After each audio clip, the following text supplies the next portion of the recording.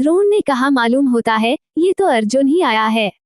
आचार्य की शंका और घबराहट दुर्योधन को ठीक न लगी। तभी कर्ण बोला, पांडव जुए के खेल में जब हार गए थे तो शर्त के अनुसार उन्हें 12 बरस का वनवास और 1 बरस अज्ञातवास में बिताना था।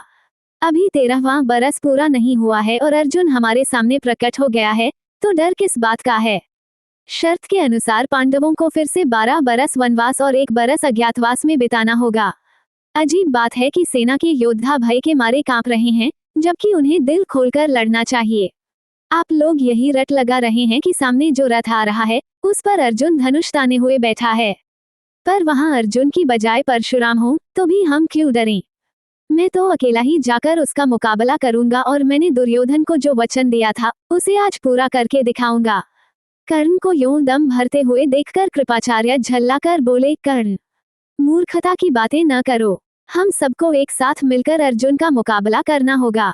ये सुनकर कर्ण को गुस्सा आ गया। वह बोला, आचार्य तो अर्जुन की प्रशंसा करते कभी थकते ही नहीं हैं।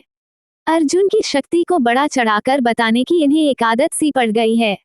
न मालूम ये भय के कारण है या अर्जुन को अधिक प्यार करते हैं इस कारण है।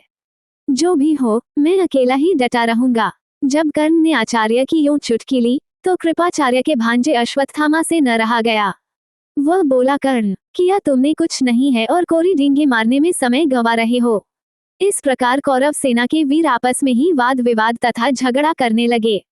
ये देखकर भीष्म बड़े खिन्न हुए।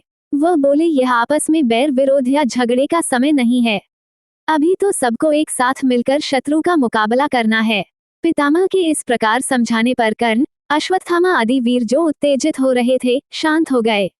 सबको शांत देखकर भीष्म दुर्योधन से फिर बोले, बेटा दुर्योधन, अर्जुन प्रकट हो गया वह ठीक है, पर प्रतिज्ञा का समय कल ही पूरा हो चुका है।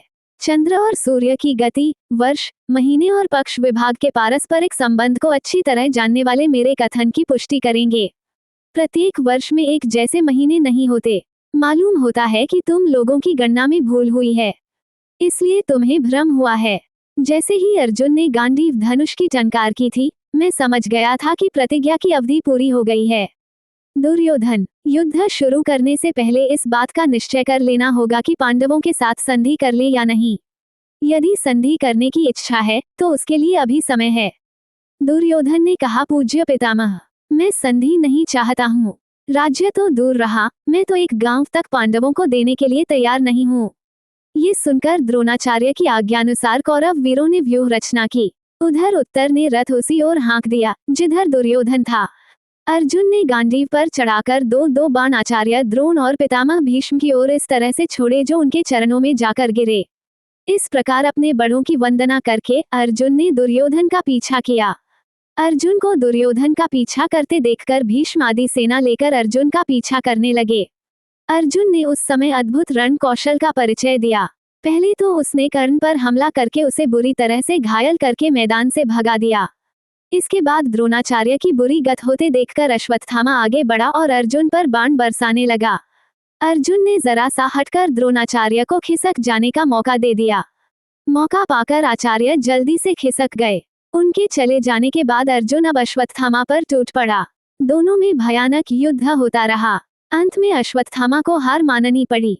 उसके बाद कृपाचार्य की बारी आई और वह भी हार गए। पांचों महारथी जब इस भांति परास्त हो गए तो फिर सेना किसके बल पर टिकती। सारी कौरव सेना को अर्जुन ने जल्दी ही तितर बितर कर दिया। सैनिक अपनी जान बचाकर भाग खड़े हुए। इस भांति भीषण युद्ध करते हुए भी अर्जुन ने दुर्योधन का पीछा करना न छोड़ा।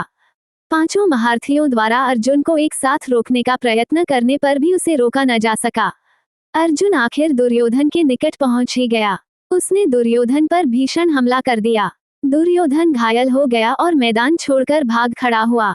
भीष्म ने उससे कहा कि अब वापस हस्तिनापुर लौट चलना चाहिए। भीष्म की सलाह मानकर सारी सेना हार मानकर हस्तिनापुर की ओर लौट चली। इधर युद्ध से लौटते हुए अर्जुन ने कहा, उत्तर, अपना रथ नगर की ओर ले चलो। तुम्हारी गायें छुड़ा ली गई हैं।